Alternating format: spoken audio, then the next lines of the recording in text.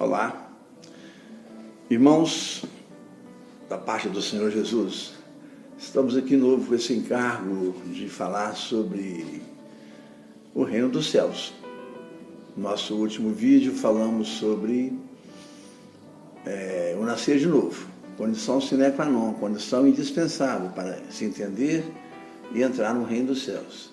Então hoje, com esse nosso encargo de dar visibilidade ao Evangelho, é um sentimento crescente que temos, de falar sobre parte do Evangelho que está ficando encoberto. E o Evangelho não pode ficar encoberto. O Evangelho é a nossa salvação. Então, pasmem, mas não dá para entender que o reino do céu não seja a preocupação e a pregação mais comum entre todos os que se dizem cristãos. Pois, como já dissemos, Cristo atribui a sua vinda neste mundo, aqui entre nós, exclusivamente para nos trazer e anunciar a chegada entre nós do reino dos céus, através do Evangelho do reino dos céus. Isso está em Lucas, capítulo 4, versículo 43. É necessário que eu vá também a outras cidades para pregar o Evangelho do reino dos céus, pois precisamente para isso foi que eu fui enviado. Irmãos, a ignorância não é fruto do Espírito Santo. A falta de conhecimento não é fruto do Espírito Santo. Vê que o Senhor escolheu aqueles pescadores e, no entanto, eles receberam o conhecimento como um dom e, dali a pouco, estavam discutindo com reis, discutindo com sacerdotes.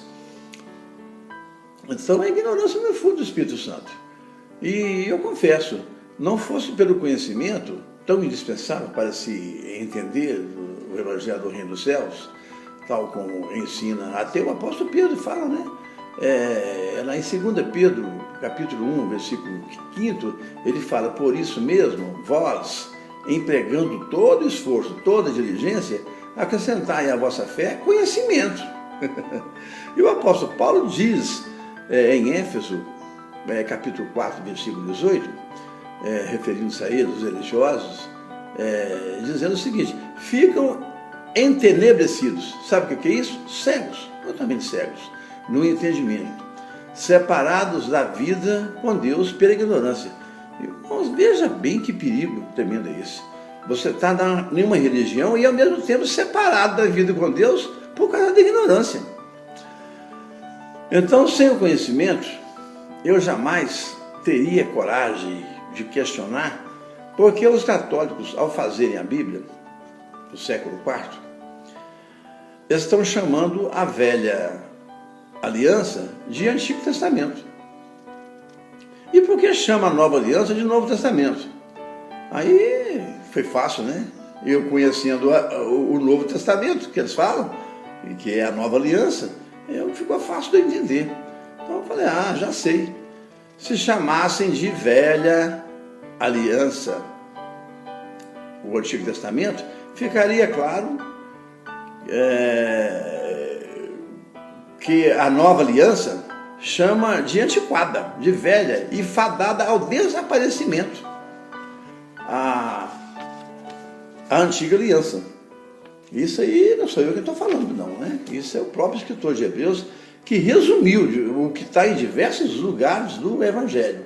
Mas eu acho que esse resumo que está em Hebreus 6, de 6 a 13, é um resumo muito bem feito daquilo que Cristo apregoou durante a leitura de todo o seu Evangelho. Mas aí ficou fácil, porque os católicos queriam uma religião com poder e autoridade. E no Evangelho do Reino dos Céus não tem jeito, pois ali se prega a humildade como forma de fazer carreira, de ter poder. Se você quer ser o maior, então que seja o último. Se você quer ser o primeiro, que seja o servo de todos. Mas pela antiga aliança, eles foram constituídos até como governantes, né? Governaram o mundo quase mais de 1000 anos, e se chama até hoje de sacerdotes, porque na antiga aliança é possível, né? Usa aquelas roupas que não tem nada a ver com o cristianismo, e tal como fizeram por mais de 1000 anos, e até hoje fazem em países atrasados como o nosso. Sem conhecimento, você vai acreditar que existem santos, que existem santas. E cada dia aparece mais um punhado. Que existem padres. Irmãos, padre quer dizer em latim simplesmente pai. E lá em Mateus 23, Jesus proíbe que nós nos chamemos a nós próprios de qualquer coisa que passe de irmãos. E chama-se até de papas. Sabe o que é papa? Ele se chama de papa. Papa que é a abreviatura de duas palavras. Pater Patros, quer dizer pai dos demais pais. Aquele logo lá de Roma. Ele se chama até de pontífice. Mais do que pontífice, sumo pontífice. Pontífice quer dizer, a palavra vem do radical latino, ponte.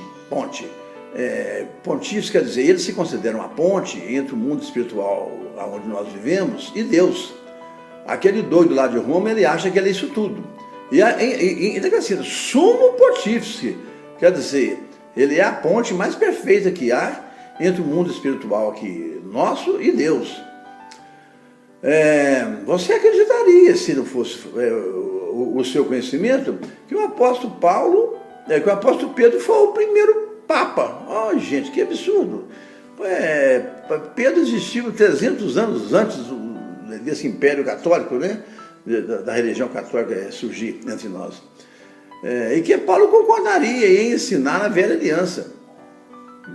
Ele até proibiu, né? 1 Timóteo 1,6, Tito 1,14 e também 3,9 e em Gálatas 1,8, 9. Em Gálatas capítulo 1, versículo 8, 9. Então, Paulo é escritor de Hebreus, e lá em Hebreus ele desqualifica tudo que está na velha aliança como coisa velha que tem que ser, que tem que desaparecer, porque ficou antiquada. Você acreditaria que a Bíblia não pode ser relativizada? Ela não pode ser relativizada. Olha que absurdo. Não pode ser relativizada só porque é a palavra de Deus. Mas a palavra de Deus durante 4.000 anos, isso mudou tudo. É uma aliança que não deu certo, que gorou. E Lutero até relativizou, né?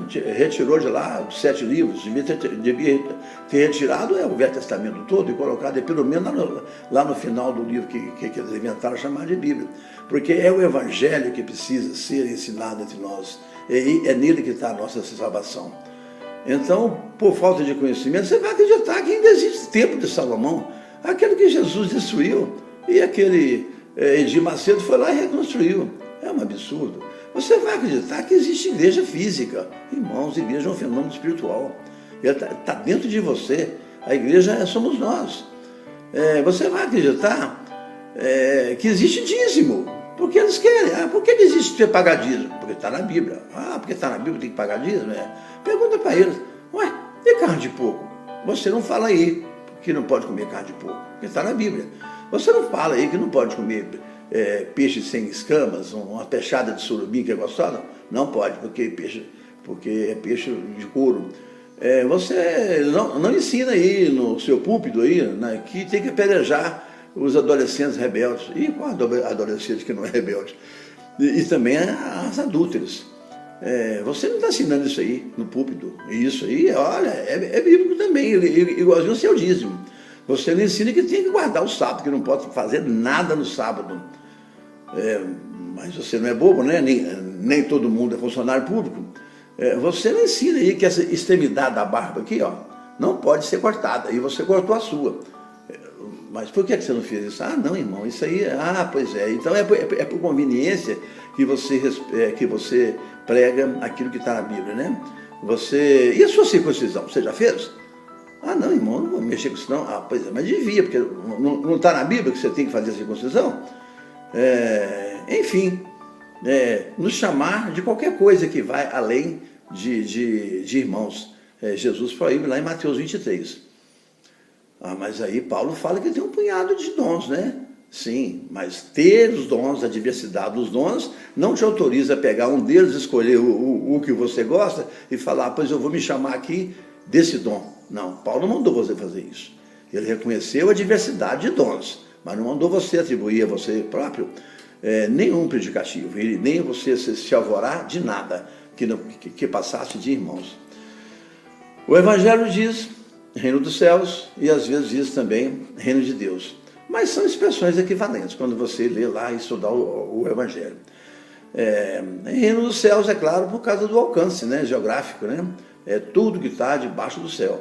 Por exemplo, lá em Atos 4, 12, é dito, debaixo dos céus não há outro nome pelo qual devemos ser chamados, senão o nome de nosso Senhor Jesus Cristo.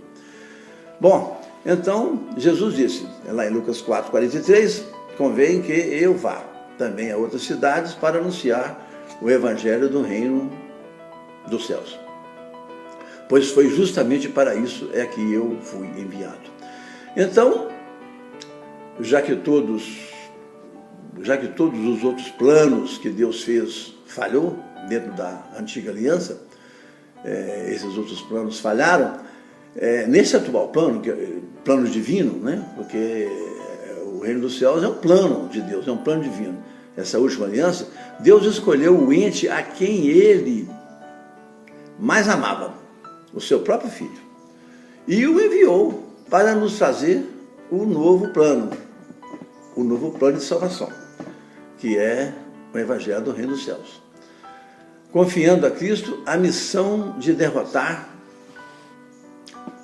como sendo um segundo Adão, aquele que enganou o primeiro Adão, e até hoje ainda engana a humanidade, Satanás, nos permitindo agora uma segunda chance de comer da árvore da vida, aquela que foi recusada por Adão. Bom, o apóstolo Paulo nos ensina com muita pedagogia, com muita clareza, que Cristo é a nossa volta à árvore da vida. Isso está lá em Apocalipse 22, 14. Cristo é o nosso regresso, é a nossa segunda chance de consertar o que Adão fez. Então, o apóstolo Paulo diz, em 1 Coríntios capítulo 15, versículo de 45 a 47, e em Romanos capítulo 5, versículo de 12 a 21, que o pecado entrou no mundo pelo primeiro Adão e saiu do mundo pelo segundo Adão, que é Cristo. Então, veja bem, as coisas do reino do céu são muito perfeitas. Não pense que Deus está perdendo a parada, perdendo a luta, só porque você está vendo o mundo cada vez mais violento, mais perverso, pois até o diabo, ele existe, por permissão de Deus, é por autorização de Deus. O que acontece, todavia, é que o povo está ignorando o perigo que o inimigo representa. Os que se perdem pela desobediência, não se apegando a Cristo, através de quem somos contados por Deus como filhos, através de Cristo. Isso está lá em João, capítulo 1, versículo 12. Nós somos filhos de Deus por causa de Cristo. E através de quem estamos protegidos contra o inimigo. Cristo é a nossa defesa contra o inimigo. Isso está em Mateus 12, capítulo 20, versículo 28. E Lucas 11, versículos de 20 a 22. Cristo disse, mas se eu expulso o demônio pelo Espírito Santo de Deus, certamente é chegado até vós o reino dos céus. Isso é maravilhoso, né? Sem Cristo não há reino dos céus. Pois como pode alguém entrar na casa do valente sem que primeiro sobrevenha a ele o mais valente, para manietá-lo, amarrá-lo, tomar tudo que ele tem? É esse o papel de Cristo, dominar o diabo, porque sem ele nós não temos poder nenhum sobre o mal, sobre o mundo e sobre o diabo. Então agora ficou fácil, é você quem vai escolher onde e com quem você vai ficar, no reino dos céus ou no mundão? Irmãos, pois Cristo disse em Lucas 11, 23, quem não é por mim é contra mim, e quem comigo não ajunta e espalha. Então, outra vez, não é Satanás quem está vencendo a luta, mas as pessoas é que estão escolhendo o lado errado, o lado do mundo. O apóstolo Tiago diz com todo rigor, né, lá em Tiago, capítulo 4, versículos de 1 a 10, que buscam amizade com o mundo, o que é inimizade com Deus. Então, o povo está passando a constituir inimigo de Deus. Assim, pedem em oração e não recebem, porque pedem mal. Tem gente que está pedindo a Deus para poder dar certo o assalto, o jogo do Atlético do Cruzeiro vencer. Isso não tem nada a ver com Deus, não. Não sabe que quando se achega a Deus, Ele também se achega a nós. Não sabe que resistindo ao diabo, ele foge da gente. E não sabe que quando se humilha, perante a Deus é que somos exaltados.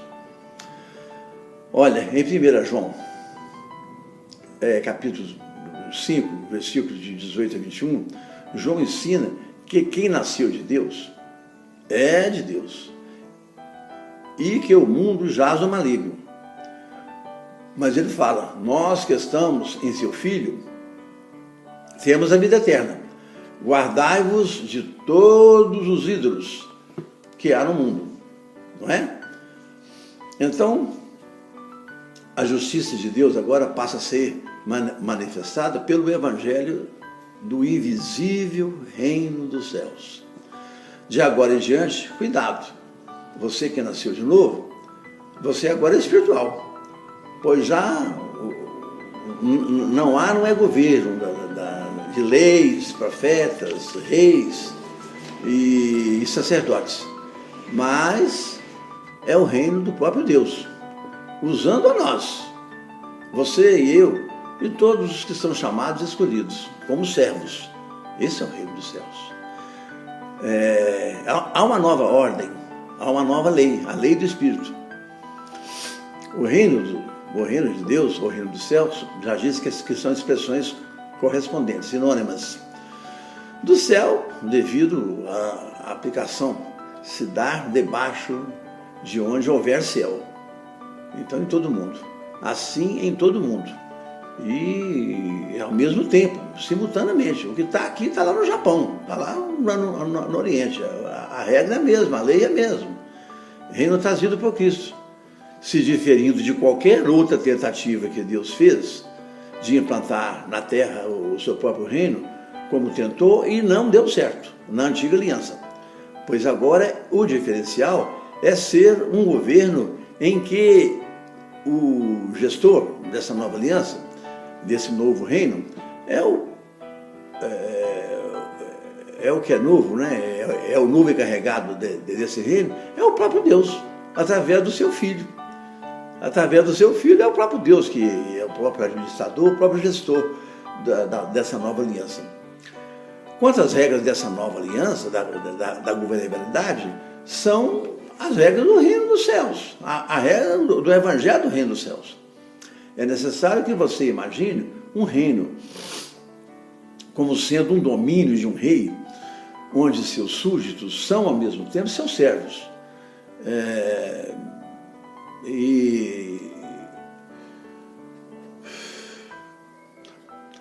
Um trabalha aparentemente para o outro, mas é só aparentemente, porque na visão celestial, todos, gerentes, chefes, subalternos, todos trabalham como servos de Deus, e não para homens mais.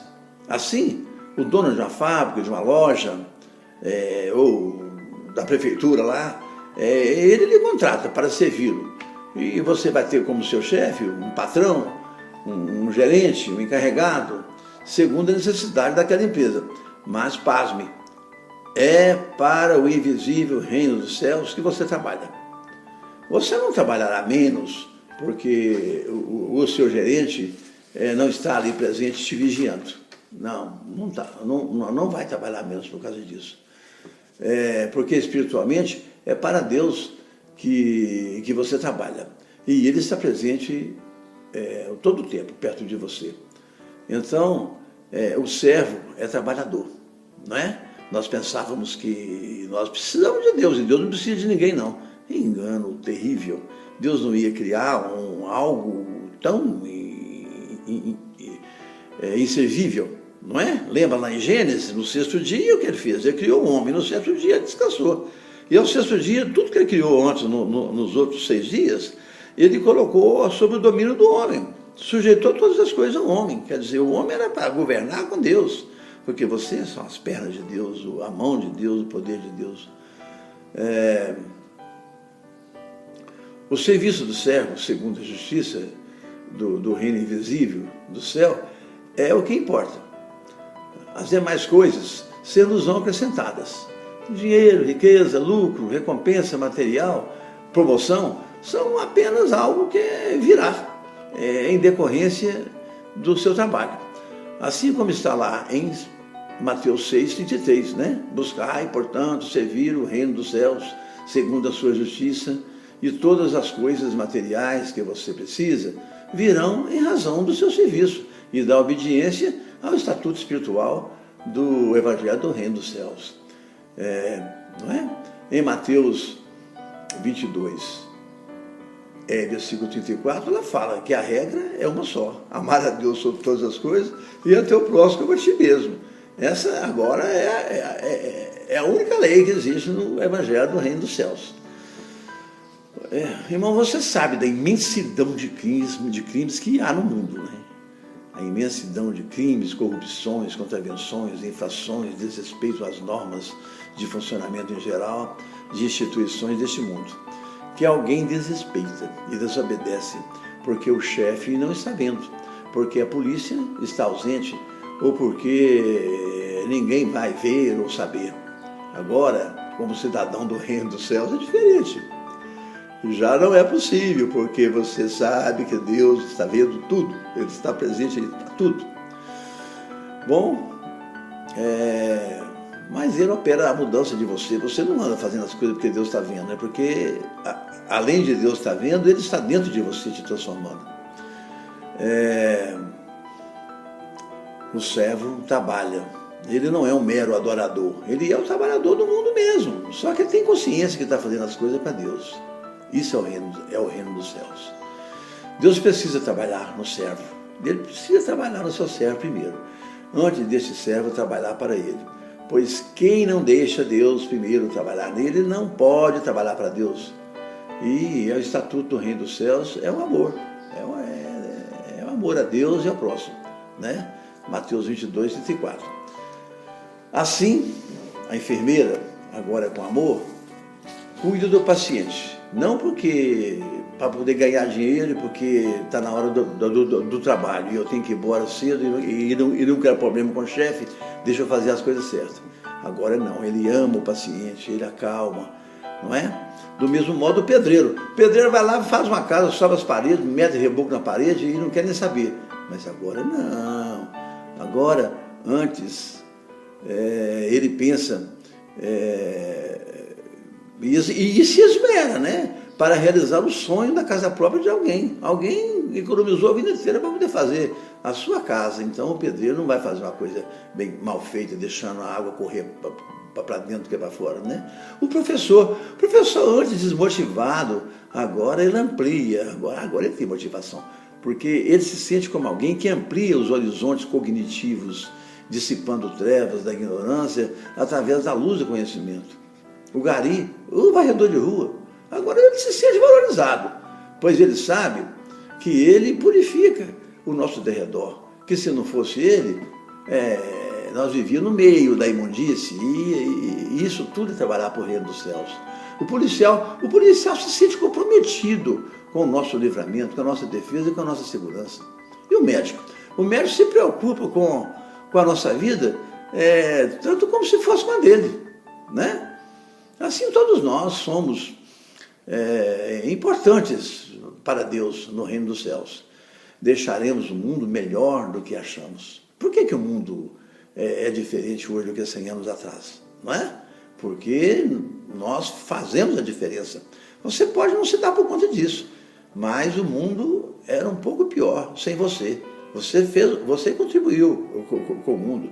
Por que você não sabe disso? porque você não conhece o reino dos céus. Agora você sabe que você colocou filhos importantes no mundo, que você trabalhou, que você criou família, que você ajudou pessoas, não é verdade?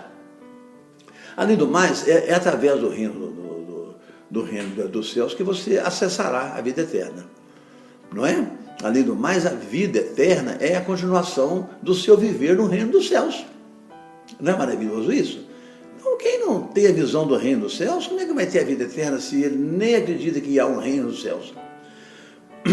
E isso é o nosso maior desejo, a vida eterna, porque dessa morte aqui nenhum de nós vai escapar, da morte física.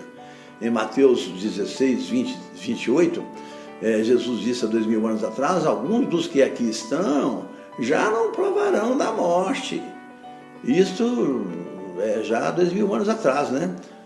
Não importa, eu te digo quanto tempo você vai servir esse reino dos céus. Quanto tempo? Se você se converteu hoje e morreu amanhã, você está dentro do reino dos céus. Pois seremos salvos ainda que no último dia. Tal como o trabalhador da vinha, lembra? Alguns foram chamados para trabalhar 8 horas da manhã, outros meio-dia, outros 3 horas da tarde, outros chegaram às 5 horas. Dali a pouco, o dono da vinha pagou todo mundo um denário. Não fez injustiça com alguém, mas reconheceu que até o trabalhador da última hora está no reino dos céus. Igual aquele ladrão que foi crucificado ao lado de Jesus, ele reconheceu a grandeza de Jesus. E Jesus disse, você já está no reino dos céus, então. Maravilhoso, né? Então, fuja das coisas mundanas, fuja das coisas do mundo. Como ensina nosso Senhor Jesus Cristo em João 15, 19, capítulo 15, versículo 19. Falando com você, vós não sois do mundo, porque antes do mundo eu vos escolhi para mim. E continua lá em Lucas 11, 23, quem comigo não ajunta, espalha, e quem não é por mim é contra mim. Isso é muito sério, hein, irmãos? Em resumo, a amizade com Deus é inimizade com o mundo. E amizade com o mundo é inimizade com Deus. O apóstolo João diz, em sua primeira epístola, né? Capítulo 2, versículo 15, não ameis o mundo, nem as coisas que nele há. Pois se alguém ama o mundo, o amor de Deus não está nele. Agora o apóstolo Tiago pega pesado mesmo, né? Tiago, capítulo 4, versículo 4. Amizade com o mundo é inimizade com Deus.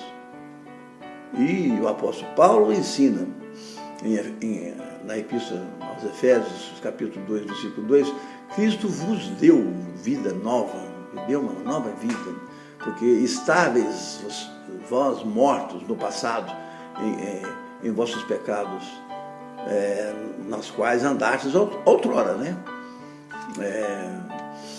Segundo o curso deste mundo, segundo as leis deste mundo e do espírito do diabo que governa os filhos da desobediência. Pois é, irmão, você tem que escolher ou o mundo ou o reino dos céus.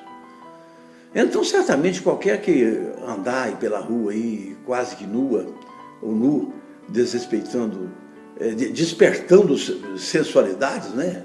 Em piscinas, em balneários, usando fio dental, as pessoas estão andando nua, não tem vergonha na cara.